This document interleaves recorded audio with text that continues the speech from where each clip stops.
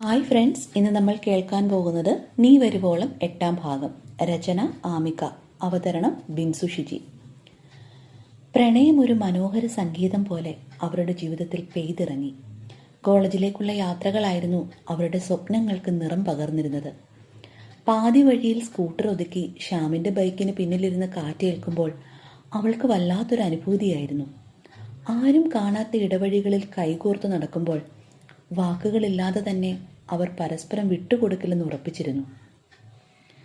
വെറും ശരീരങ്ങളുടെ സാമീപ്യമായിരുന്നില്ല അവർക്ക് പ്രണയം, മറിച്ച് രണ്ട് ആത്മാക്കളുടെ പവിത്രമായ ബന്ധമായിരുന്നു. അവിടെ കാമത്തേക്കാൾ ഉപരി പരസ്പര ബഹുമാനവും കരുതലുമാണ് നിറഞ്ഞു നിന്നത്. ഒരു പകൽ പോലും പരസ്പരം കാണാതിരിക്കാൻ അവർക്ക് കഴിയുമായിരുന്നില്ല. ആ മുഖമൊന്ന് കാണാതെ, ആ സ്വരമൊന്ന് കേൾക്കാതെ കടന്നു പോകുന്ന ഓരോ നിമിഷവും യുഗങ്ങൾ പോലെ നീണ്ടതായി അവർക്ക് തോന്നി. വിധിയുടെ ഒരു ക്രൂരമായ വിളയാട്ടം പോലെയാണ് ബാംഗ്ലൂരിലേക്കുള്ള ബാങ്ക് ട്രെയിനിങ് വാർത്ത അവരുടെ ജീവിതത്തിലേക്ക് കടന്നു വന്നത്. രാത്രിയിലെ ട്രെയിനിൽ ശ്യാം യാത്ര തിരിക്കുമെന്നറിഞ്ഞ നിമിഷം വീണയുടെ ലോകം ഒരു നിമിഷം നിശ്ചലമായിപ്പോയി. അന്നേ വരെ അനുഭവിച്ചിട്ടില്ലാത്തൊരു വലിയ ശൂന്യത അവളെ വിഴുങ്ങാൻ വരുന്നത് പോലെ അവൾക്ക് തോന്നി. ഉള്ളിൽ സങ്കടത്തിന് തിരമാലകൾ അണപൊട്ടിയൊഴുകി. അവൻ്റെ ചിരിയും സംസാരവുമില്ലാത്ത ഒരു ദിവസം പോലും തനിക്ക് തള്ളി നീക്കാനാവില്ലെന്ന കടുത്ത യാഥാർത്ഥ്യം ഒരു നീറ്റലായി അവളുടെ ഹൃദയത്തിൽ ആഴ്ന്നിറങ്ങി. ആ യാത്ര കേവലം ദൂരങ്ങളിലേക്കുള്ളതല്ല, മറിച്ച് തൻ്റെ പ്രാണൻ്റെ ഒരു പാതി അടർത്തി മാറ്റപ്പെടുകയാണെന്ന തിരിച്ചറിവ് അവളെ വല്ലാതെ തളർത്തിക്കളഞ്ഞു. കണ്ണുകളിൽ ഇരുട്ട് പടരുമ്പോഴും യാത്ര പറയാൻ നിൽക്കുന്ന ശ്യാമിനെ നോക്കി ഒന്ന് പുഞ്ചിരിക്കാൻ പോലും കഴിയാതെ അവൾ വിങ്ങിക്കൊണ്ടിരുന്നു. ശ്യാം യാത്ര തിരിക്കാൻ മിനിറ്റുകൾ മാത്രം ബാക്കി നിൽക്കെ ഉള്ളിലൊതുക്കിയ സങ്കടം പ്രളയമായി പെയ്തിറങ്ങിയതോടെ വീണ ഓടി അവൻ്റെ വീട്ടിലെത്തി. ബാഗുകൾ ഓരോന്നായി അടുക്കി വെക്കുന്ന തിരക്കിലായിരുന്നു ശ്യാം. അവനെ നോക്കി നിൽക്കെ അവളുടെ കാഴ്ചകൾ മങ്ങിത്തുടങ്ങി. ശ്വാസം പോലും ഒരു ഭാരമായി അവൾക്ക് തോന്നി. ഒരു വാക്കുപോലും ഉരിയാടാനാവാതെ തകർന്നു പോയ ഒരു സ്വപ്നം പോലെ അവൾ അവന് മുന്നിൽ ഒരു ശിലയെ പോലെ നിന്നു. പാക്കിംഗ് കഴിഞ്ഞ് തിരിഞ്ഞ ശ്യാം കണ്ടത് കണ്ണീരിൽ കുതിർന്ന വീണയുടെ മുഖമാണ്. അവൻ മെല്ലെ അവൾക്കരികിലേക്ക് നടന്നു. വിറയ്ക്കുന്ന അവളുടെ മുഖം തൻ്റെ കൈക്കുമ്പിളിലെടുക്കുമ്പോൾ ആ കൈകളിലേക്ക് അവളുടെ കണ്ണുനീർ തുള്ളികൾ ഉതിർന്നു വീണു. എടോ, താൻ എന്തിനെങ്ങനെ സങ്കടപ്പെടുന്നത്? വെറും ഒരാഴ്ചയല്ലേ ഉള്ളൂ. ഞാൻ വേഗം തിരിച്ചെത്തില്ലേ? അവൻ്റെ വാക്കുകളിൽ സ്നേഹവും അവളെ ആശ്വസിപ്പിക്കാനുള്ള വെമ്പലും ഉണ്ടായിരുന്നു. പക്ഷെ ആ ഒരാഴ്ച തനിക്ക് യുഗങ്ങൾ പോലെ ആയിരിക്കുമെന്ന് പറയാൻ കഴിയാതെ അവൾ അവൻ്റെ നെഞ്ചിലേക്ക് മുഖം ചായ്ച്ചു. ആ നെഞ്ചിലെ ചൂടിൽ കുറച്ചു നേരം അങ്ങനെ നിന്ന ശേഷം തളർച്ചയോടെ അവൾ ആ കട്ടിലിൽ ചെന്നിരുന്നു. ശൂന്യമായ മിഴികളോടെ നിശബ്ദയായിരിക്കുന്ന അവളെ കണ്ടപ്പോൾ ശ്യാമിന് സഹിച്ചില്ല. അവൻ വീണ്ടും അരികിലെത്തി അവളുടെ തോളിൽ തൊട്ടു. ആ സ്പർശനത്തിൽ അതുവരെ അടക്കി പിടിച്ച സങ്കടം നിയന്ത്രിക്കാനാവാതെ അവൾ ഇരുന്നിടത്തു നിന്ന് തന്നെ അവനെ മുറുക്കെ കെട്ടിപ്പിടിച്ചു. പ്രിയപ്പെട്ടവനെ വിട്ടുപിരിയാനുള്ള പേടിയായിരുന്നു ആ ആലിംഗനത്തിൽ. ശ്യാം അവളെ പെതുക്കെ പിടിച്ചെഴുന്നേൽപ്പിച്ച് നെഞ്ചോട് ചേർത്ത് നിർത്തി. ആ നെറുകയിൽ തലോടുമ്പോൾ പതരാത്ത അവൻ്റെ മനസ്സിനും നിയന്ത്രണം നഷ്ടമാകുകയായിരുന്നു. അവളുടെ മുടിയിഴകളിലെ ലഹരി പിടിപ്പിക്കുന്ന സുഗന്ധം ആവോളം ആസ്വദിച്ചുകൊണ്ട് അവൻ കാതുകളിൽ മന്ത്രിച്ചു. പെണ്ണെ, നിനക്ക് വല്ലാത്തൊരു സുഗന്ധമാണ്. എൻ്റെ സമനില തെറ്റിക്കുന്ന ഒരു പ്രത്യേക ലഹരി. ആ വാക്കുകൾ അവളുടെ ഉള്ളിൽ പ്രണയത്തിൻ്റെ 1000 മഴത്തുള്ളികൾ പെയ്യിച്ചു. വികാരങ്ങൾ അടക്കാനാവാതെ അവൻ്റെ നെഞ്ചിൽ മുഖമമർത്തി അവൾ പൊട്ടിക്കരഞ്ഞു. ലോകം നിശ്ചലമായ ആ നിമിഷം ആശ്വാസം എന്നോണം അവൻ അവളുടെ നെറ്റിയിലും കവിളുകളിലും ചുംബനങ്ങൾ പൊഴിച്ചു. ശ്വാസം പോലും പരസ്പരം പങ്കുവച്ച് രണ്ട് ശരീരങ്ങൾക്കപ്പുറം രണ്ട് ആത്മാക്കളുടെ പവിത്രമായ ഒന്നിക്കലായിരുന്നു ആ ആലിംഗനം. പെട്ടെന്ന് അവൻ വാച്ചിലേക്ക് നോക്കി. സമയം അതിവേഗം ചോർന്നു പോയിരിക്കുന്നു. ഇനിയും വൈകിയാൽ ട്രെയിൻ നഷ്ടപ്പെടും. തന്നിലേക്ക് പടർന്നു നിൽക്കുന്ന അവളെ അവൻ പെതുക്കെ അടർത്തി മാറ്റാൻ ശ്രമിച്ചു. എന്നാൽ ആ നെഞ്ചിൽ നിന്നും അടർന്നു മാറുന്നത് ജീവൻ നഷ്ടപ്പെടുന്നതിന് തുല്യമാണെന്ന പോലെ ഒരു വള്ളിച്ചെടി കണക്കെ അവൾ അവനെ മുറുക്കെ പുണർന്നു. എടോ, ഞാൻ എല്ലാ ദിവസവും വിളിക്കില്ലേ, പിന്നെ എന്തിനാ ഇങ്ങനെ സങ്കടപ്പെടുന്നത്? അവൻ്റെ ശബ്ദത്തിൽ ആർദ്രമായൊരു വിറയലുണ്ടായിരുന്നു. അവളെ നോക്കി അവൻ തുടർന്നു. എൻ്റെ ശരീരം മാത്രമേ നിന്നിൽ നിന്ന് ദൂരേക്ക് പോകുന്നുള്ളൂ. എൻ്റെ ആത്മാവും പ്രണയവും എപ്പോഴും നിനക്ക് കാവലായി ഇവിടെ തന്നെ ഉണ്ടാകും. പ്രണയം ചിലപ്പോഴൊക്കെ വേദനകൾ സമ്മാനിക്കും, അതൊരു സത്യമാണ്.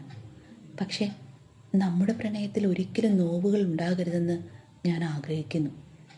എന്നിരുന്നാലും എനിക്ക് പോയല്ലേ പറ്റൂ. അതുകൂടി പറഞ്ഞ് തൻ്റെ നെഞ്ചിലെ ചൂടിൽ അവളെ ഒന്നുകൂടി അമർത്തിപ്പിടിച്ച് ആശ്വസിപ്പിച്ച ശേഷം അവൻ പെതുക്കെ പുറത്തേക്കിറങ്ങി. വേർപിരിയലിൻ്റെ കൈപ്പുള്ളൊരു നോവ് ആ അന്തരീക്ഷത്തിൽ തങ്ങി നിൽക്കുന്നുണ്ടായിരുന്നു. ബൈക്ക് സ്റ്റാർട്ട് ചെയ്യാൻ ഒരുങ്ങുമ്പോഴാണ് രവിശങ്കറിൻ്റെ ശബ്ദമുയർന്നത്. മോനെ, അങ്കിൾ കൊണ്ടാക്കി തരാം, ബൈക്കിൽ പോകണ്ട, വീണമോളും നമുക്കൊപ്പം വരട്ടെ, ഇന്ദുവും കൂടെ ഉണ്ട്. ശരി അങ്കിൾ, അവൻ പതുക്കെ സമ്മതിച്ചു. അവളിൽ നിന്നുള്ള വേർപാട് മനസ്സിനെ വല്ലാതെ തളർത്തുമ്പോൾ ഈ അവസ്ഥയിൽ ബൈക്ക് ഓടിക്കുന്നത് അത്ര സുരക്ഷിതമല്ലെന്ന് അവനും തോന്നിയിരുന്നു. കാറിൻ്റെ മുൻവശത്തെ ഡോറ് തുറക്കാൻ ആഞ്ഞപ്പോഴാണ് അവിടെ ഇന്ദു ഇരിക്കുന്നത് അവൻ ശ്രദ്ധിച്ചത്. രവിശങ്കർ ഒരു കള്ളച്ചിരിയോടെ അവരെ നോക്കി. ആ, ഞങ്ങൾ ഭാര്യയും ഭർത്താവും മുൻപിലിരിക്കട്ടെ, ഞങ്ങൾക്ക് കുറച്ച് കൊച്ചു വർത്താനങ്ങളൊക്കെ പറയാനുണ്ട്, നിങ്ങൾ പിള്ളേർ പുറകിലിരുന്നാൽ മതി. അദ്ദേഹത്തിൻ്റെ ആ വിട്ടുനൽകലിൽ ഒളിഞ്ഞിരുന്ന സ്നേഹം തിരിച്ചറിഞ്ഞുകൊണ്ട് ശ്യാമും വീണയും ചിരിയോടെ പുറകിലെ സീറ്റിൽ ഇടം പിടിച്ചു. യാത്ര തുടങ്ങിയപ്പോൾ പുറത്തെ കാഴ്ചകൾ നോക്കിയിരിക്കുകയായിരുന്ന ശ്യാമിൻ്റെ കൈകൾ വീണ പെതുക്കെ കവർന്നു. ഒരിക്കലും വിട്ടുപിരിക്കാനാവാത്ത വിധം ആ വിരലുകൾ തമ്മിൽ കോർത്തു പിടിച്ചു. വാക്കുകൾ തോറ്റുപോയിടത്ത് ആ സ്പർശനം വലിയൊരു വാഗ്ദാനമായി മാറി. വരാനിരിക്കുന്ന വിരഹത്തിൻ്റെ നോവിനെ മറികടക്കാൻ ആ കൈകോർക്കലിലെ ചൂട് മാത്രം മതിയായിരുന്നു അവർക്ക്. പെട്ടെന്ന് എന്തോ തിരയുന്ന മട്ടിൽ രവിശങ്കർ പിന്നിലേക്ക് തിരിഞ്ഞു നോക്കി. മിന്നൽ വേഗത്തിൽ പിടിക്കപ്പെട്ട കള്ളന്മാരെ പോലെ അവർ കൈകൾ പിൻവലിച്ചു. പെട്ടെന്നുണ്ടായ വെപ്രാളത്തിൽ സീറ്റിൻ്റെ ഇരുവശങ്ങളിലേക്കും അവർ ഒതുങ്ങിയിരിക്കുമ്പോഴും വിരൽത്തുമ്പുകളിൽ ആ സ്പർശനത്തിൻ്റെ ചൂടും ഹൃദയത്തിൽ പ്രണയത്തിൻ്റെ ഒരു മധുരമായ വിറയലും ബാക്കിയുണ്ടായിരുന്നു. ശ്യാമിനെ യാത്രയാക്കി മടങ്ങുമ്പോൾ രവിശങ്കറിൻ്റെ മുഖത്ത് ഒരു ഗൂഢമായ പുഞ്ചിരി ഉണ്ടായിരുന്നു. ഇടയ്ക്കിടെ അദ്ദേഹം ഇന്ദുവിനെ നോക്കി കണ്ണിറുക്കി. തൻ്റെ മകൾ വളർന്നിരിക്കുന്നുവെന്നും അവളുടെ ഉള്ളിൽ പ്രണയത്തിൻ്റെ വസന്തം വിരിഞ്ഞുവെന്നുമുള്ള തിരിച്ചറിവ് ആ അച്ഛനിൽ വാത്സല്യവും കുസൃതിയും നിറച്ചു. എന്നാൽ കാറിൻ്റെ പിൻസീറ്റിൽ വീണ മൗനത്തിൻ്റെ തടവറയിലായിരുന്നു. പ്രാണൻ്റെ പകുതി തന്നിൽ നിന്ന് നടന്നു പോയതുപോലെ അവളുടെ ഉള്ളം വിങ്ങിക്കൊണ്ടിരുന്നു. വീട്ടിലെത്തിയിട്ടും ആ ശൂന്യത അവളെ വിട്ടുപോയില്ല. ഒന്നും കഴിക്കാനോ മിണ്ടാനോ ആവാതെ അവൾ നേരെ മുറിയിലേക്ക് കയറി വാതിലടച്ചു. ജനലിനപ്പുറം എവിടെയോ മുഴങ്ങിയ ട്രെയിനിൻ്റെ വിസിൽ ശബ്ദം അവളുടെ നെഞ്ചിൽ ഒരു കനലായി വീണു. രാത്രിയുടെ നിശബ്ദതകളിൽ പ്രിയപ്പെട്ടവൻ്റെ സാമീപ്യം തേടും പോലെ അവൾ തലയണയെ മുറുക്കെ പുണർന്നു കിടന്നു. അടഞ്ഞ കണ്ണുകൾക്കുള്ളിൽ ശ്യാമിൻ്റെ ചിരിയും അവൻ്റെ വിരൽത്തുമ്പിലെ ചൂടും ഓർമ്മകളായി വേട്ടയാടിക്കൊണ്ടിരുന്നു. പിന്നീടുള്ള ദിവസങ്ങളിൽ അവൾ സ്വന്തം ലോകത്തേക്ക് ചുരുങ്ങി. കോളേജിൽ പോകാൻ പോലും അവൾക്ക് താല്പര്യമില്ലായിരുന്നു. എന്നാൽ താഴെ ഹാളിലെ ഫോൺ ബെല്ലടിക്കുമ്പോഴേക്കും സകല തളർച്ചയും മറന്ന് അവൾ പടവുകൾ ഓടിയിറങ്ങും. ആ കാഴ്ചകളിൽ രവിശങ്കറും ഇന്ദുവും അർത്ഥവത്തായി പരസ്പരം നോക്കി പുഞ്ചിരിക്കും. തങ്ങൾ നടന്നു തീർത്ത അതേ പ്രണയ വഴികളിലൂടെ മകളും സഞ്ചരിക്കുന്നത് അവർ നിശബ്ദമായി ആസ്വദിക്കുകയായിരുന്നു.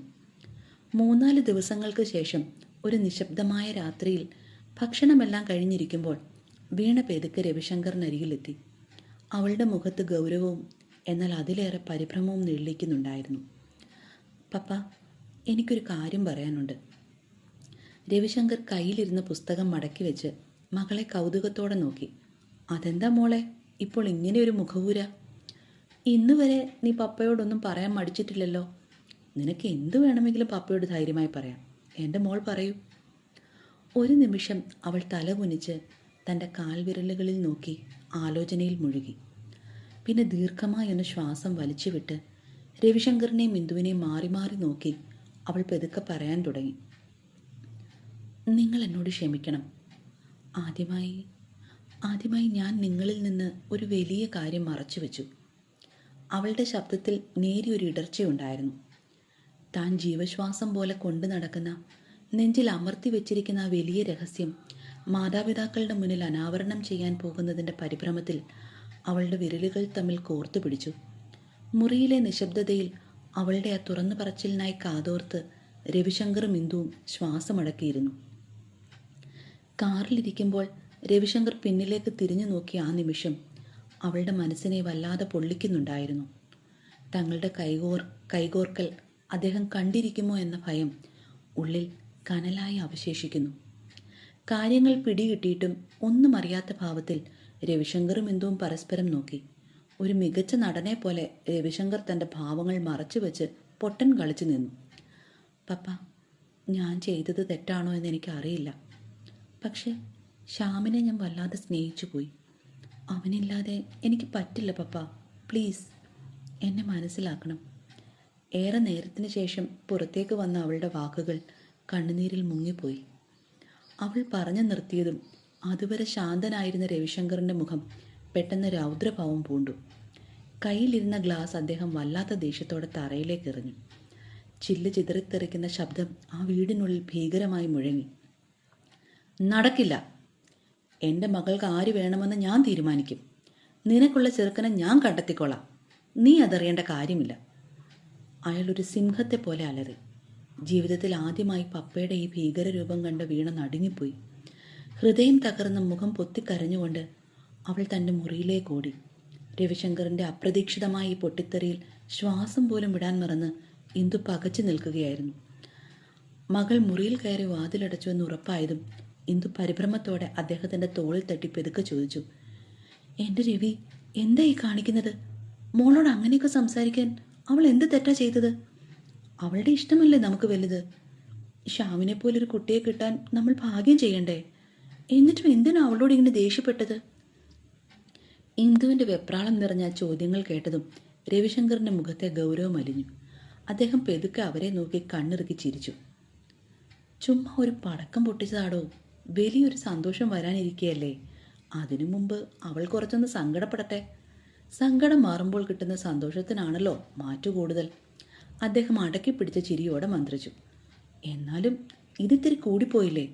ഭഗവാനെ, സത്യം പറഞ്ഞാൽ ഞാൻ പോലും ഒന്ന് പേടിച്ചുപോയി.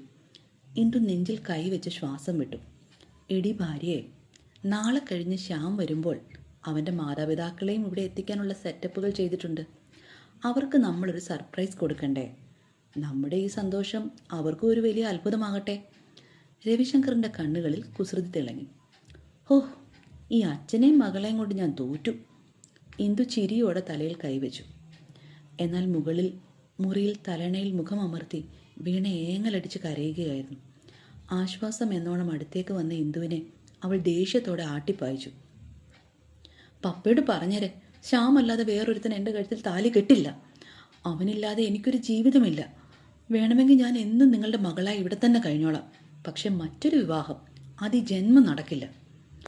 അവളുടെ ഉറച്ച വാക്കുകൾ കേട്ടിട്ടും ആ അമ്മ ഒരു പുഞ്ചിരിയോടെ മുറിക്ക് പുറത്തേക്ക് നടന്നു. മകളുടെ പ്രണയത്തിൻ്റെ ആഴം അവരെ അത്ഭുതപ്പെടുത്തുകയായിരുന്നു. ശ്യാം വരുന്ന ആ ദിവസം എത്തിച്ചേർന്നു. കഴിഞ്ഞ 2-3 ദിവസമായി അവൾ ആഹാരം കഴിച്ചിരുന്നില്ല. കണ്ണുകൾ കരഞ്ഞ് കലങ്ങിയിരുന്നു. എങ്ങനെയെങ്കിലും ശ്യാമിനെ വിവരങ്ങൾ അറിയിക്കണം. വൈകുന്നേരം ട്രെയിൻ എത്തുമ്പോൾ സ്റ്റേഷനിലെത്തി എല്ലാം പറയണമെന്നും അവൻ്റെ കൂടെ എങ്ങോട്ടെങ്കിലും ഓടിപ്പോകണമെന്നും അവൾ മനസ്സിലുറപ്പിച്ചു. 6 മണിയോടെ ആരും കാണാതെ പുറത്തു പോകാനായി തയ്യാറായി താഴേക്ക് വന്ന വീണ ആ കാഴ്ചകൾ കണ്ട് ആകെ അമ്പരന്നുപോയി. വീടൊരു കല്യാണ വീട് പോലെ അണിഞ്ഞൊരുങ്ങി നിൽക്കുകയാണ്.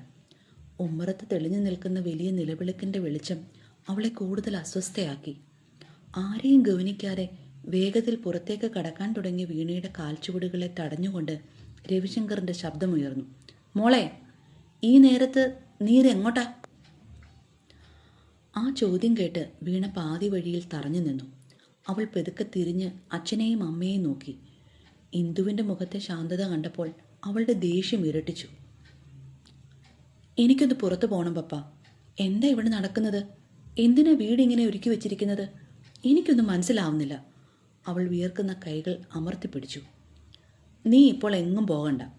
ഇതെല്ലാം നിനക്ക് വേണ്ടിയുള്ള ആഘോഷങ്ങളാണ്. നിനക്ക് ചേരുന്ന ഒരു പയ്യനെ ഞാൻ കണ്ടെത്തിക്കഴിഞ്ഞു. ഇന്ന് രാത്രി ഇവിടെ ഒരു ചെറിയ ചടങ്ങുണ്ട്. അപ്പോൾ നിനക്ക് അവനെ കാണാം. രവിശങ്കറിൻ്റെ വാക്കുകളിൽ ഒട്ടും വിട്ടുവീഴ്ചയില്ലായിരുന്നു. പപ്പ കണ്ടെത്തിയ ആളാണെങ്കിൽ പപ്പ തന്നെ വിവാഹം കഴിച്ചോ. എനിക്ക് പറ്റില്ല. എനിക്കിപ്പോൾ പുറത്തു പോയേ തീരൂ. അവളുടെ വാക്കുകൾ കരച്ചിലിൻ്റെ വക്കിലെത്തിയിരുന്നു. നിന്നോട് അകത്ത് പോകാനല്ലേ പറഞ്ഞത്? രവിശങ്കർ ശബ്ദമുയർത്തിയപ്പോൾ വീണയൊന്ന് വിറച്ചു. അത് വെറും ഒരു മറുപടി ആയിരുന്നില്ല, ലംഘിക്കാൻ കഴിയാത്തൊരു കൽപ്പനയായിരുന്നു. തൻ്റെ അച്ഛൻ ഇത്രയും കഠിന ഹൃദയനായല്ലോ എന്ന വേദനയോടെ അവൾ പടവുകൾ ഓടിക്കയറി. മുറിയിലെത്തിയപ്പോൾ ബെഡിൽ വിരിച്ചിട്ട നിലയിൽ അതിമനോഹരമായ ഒരു പട്ടുസാരിയും സ്വർണ്ണാഭരണങ്ങളും ഇരിക്കുന്നത് അവൾ കണ്ടു. ഒരു വധുവിനെ പോലെ അണിഞ്ഞൊരുങ്ങാൻ വേണ്ടതെല്ലാം അവിടെ തയ്യാറായിരുന്നു. അതിനരികിലായി പപ്പയുടെ കൈപ്പടയിലുള്ളൊരു കുറിപ്പും ഇരിക്കുന്നുണ്ടായിരുന്നു. വിറയ്ക്കുന്ന കൈകളോടെ അവൾ അതെടുത്ത് വായിച്ചു. മോളെ, 8 മണിയാകുമ്പോൾ ഈ വസ്ത്രങ്ങളും ആഭരണങ്ങളും അണിഞ്ഞ് നീ താഴെ വരണം. നിന്റെ പപ്പയെ നീ എപ്പോഴെങ്കിലും സ്നേഹിച്ചിട്ടുണ്ടെങ്കിൽ എൻ്റെ ആഗ്രഹം നീ സാധിച്ചു തരുമെന്ന് ഞാൻ വിശ്വസിക്കുന്നു. ആ കത്ത് വലിച്ചെറിഞ്ഞ് അവൾ ബെഡിലേക്ക് വീണ് പൊട്ടിക്കരഞ്ഞു. വിധി തന്നെ ഇത്ര ക്രൂരമായി തോൽപ്പിക്കുകയാണോ എന്നവൾ ഭയന്നു.